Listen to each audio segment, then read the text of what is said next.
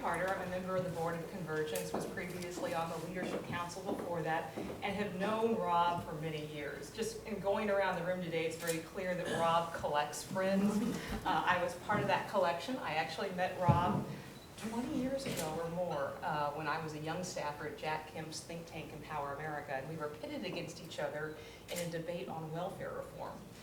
Rob gave me a ride back to the office. We started talking, and the conversation has continued 20 years since.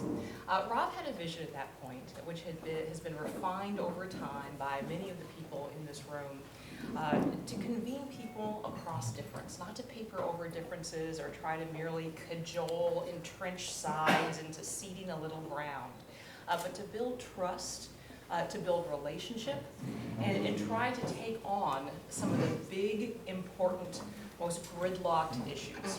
And if that's not a big, hairy, audacious goal, I don't know what is.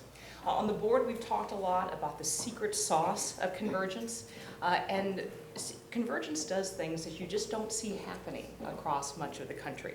They build trust, they build relationships. They structure the discussions and the interactions in a way to increase and build that relationality rather than destroy it. And in doing so, they enable candor, curiosity, even vulnerability, which can lead to breakthrough ways of thinking.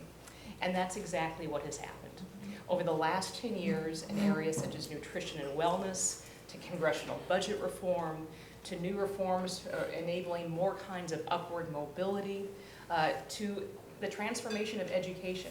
Convergence has really been on the forefront of finding exciting, completely breakthrough and highly creative ways in addressing some of the most difficult, hairy, nefarious national problems in ways even that our government has failed.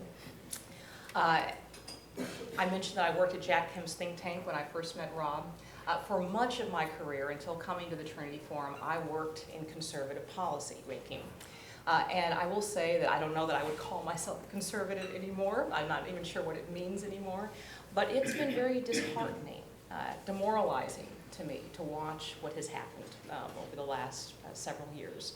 The breakdown in norms, the increasing inability to work with each other, the increasing contempt that seems to flood our discourse and even poison our personal relationships. There's also been a loss of confidence, it seems like, in liberal democracy, not only on the right, but also on the left.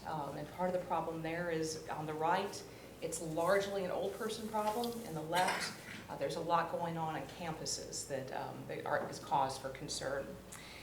And there's growing evidence that our identities are increasingly political, even as our politics is increasingly toxic, contemptuous, and apocalyptic. And so into that difficult breach, convergence has stepped. And it embodies a new way, rooted in actually many of the old ideals of self-government and respect, of working together, of building trust, of identifying the overarching hopes, goals, and ideals, and working towards them. I think it was Immanuel Kant, I'm not sure, who once said that the actual proves the possible. And over the last 10 years, convergence has shown actual ways that a country that's largely gridlocked, very divisive and very polarized, can actually, in small ways with huge impact, come together and address some of the biggest issues that bedevil us the most. It has been an honor and a joy to be part of that. And so just want to thank you, Rob, Rich, and Jean, and all those who've been involved. Thanks, Cherie.